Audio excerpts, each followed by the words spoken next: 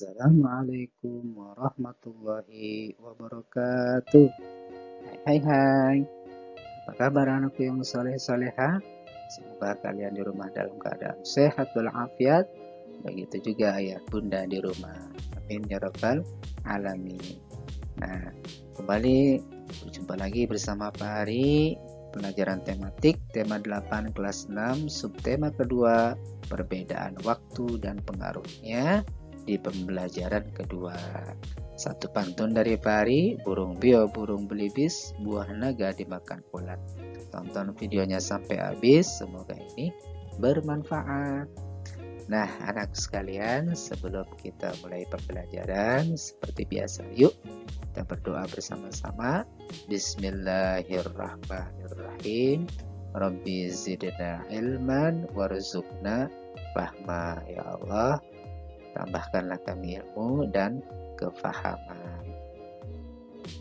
Nah, anak sekalian, senantiasa mari terus mengingatkan kita selalu menggunakan masker, kemudian menjaga jarak, lalu menghindari kerumunan, dan juga rajin mencuci tangan. Dan satu lagi, kita kurangi mobilitas. Nah, anakku sekalian, kita berdoa kepada Allah tentunya ya nak ya, mudah-mudahan bumi kita ini, dunia kita ini terhindar atau terbebas daripada virus corona, dan mudah-mudahan Allah angkat virus corona dari muka bumi kita yang kita cintai ini. Sesuai dengan tema kita di tema ke-8 ini tentang bumiku. Anakku sekalian, di video kemarin kita sudah bahas tentang bagaimana peristiwa-peristiwa terjadinya siang dan malam karena adanya gerak rotasi bumi.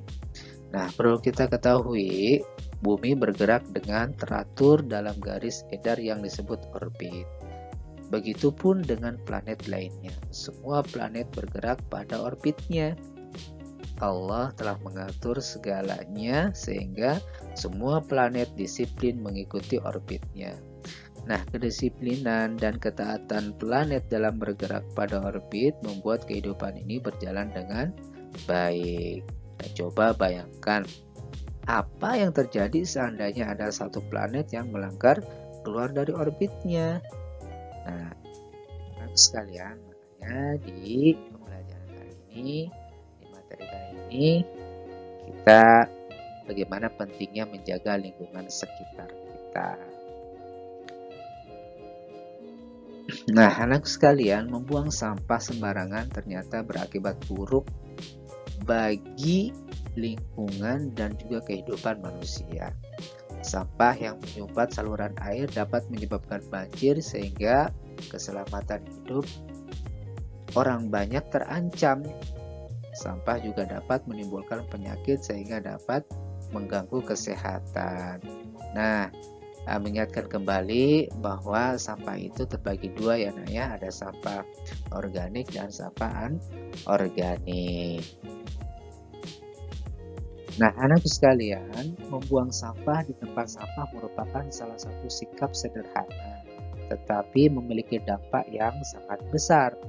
Bagaimana sikapmu jika ada anggota keluarga atau teman yang membuang sampah sembarangan? Maka ini akan menimbulkan daripada pencemaran lingkungan. Makanya kita hati-hati kalau membuang sampah, buanglah sampah pada tempatnya.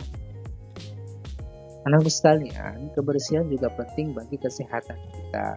Kebersihan adalah keadaan bebas dari kotoran, termasuk diantaranya adalah debu, sampah, dan bau. Sampah bukanlah hal yang baru bagi kita. Jika kita mendengar kata ini, pasti terlintas di benak kita sampah adalah semacam kotoran, setumpuk limbah, sekumpulan berbagai macam benda yang telah dibuang ataupun sejenisnya yang menimbulkan bau busuk yang menyengat hidung. Dengan kata lain, sampah dapat diartikan sebagai material sisa yang tidak diinginkan setelah berakhirnya suatu proses.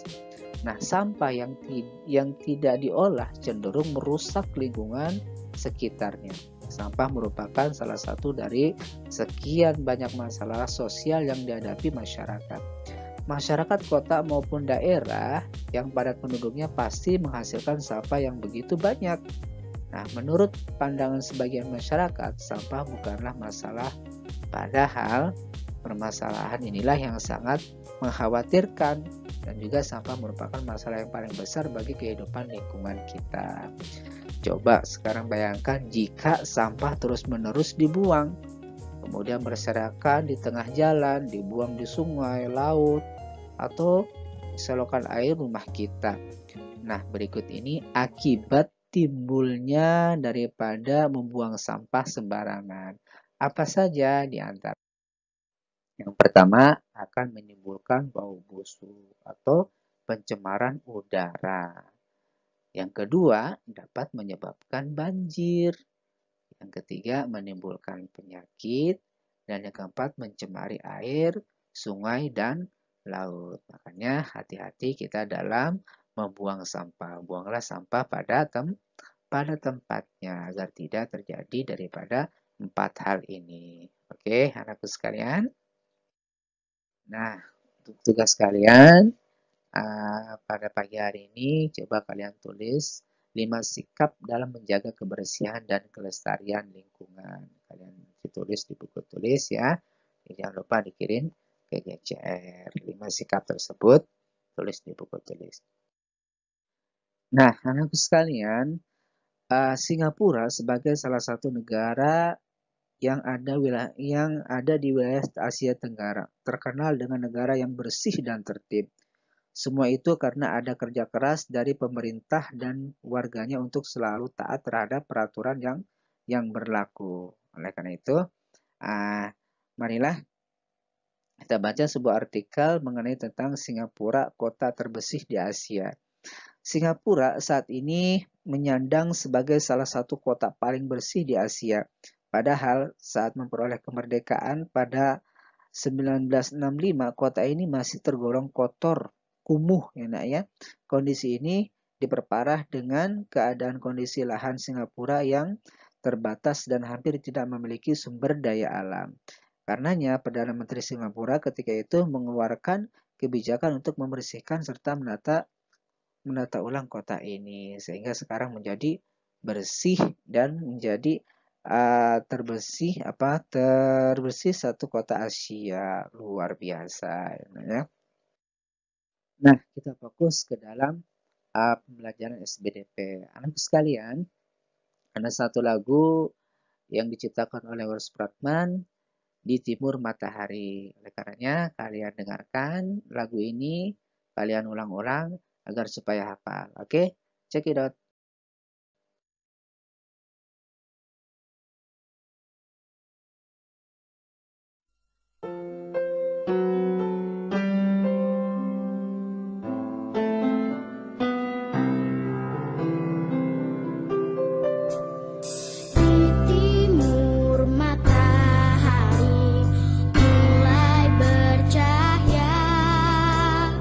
Bangun dan berdiri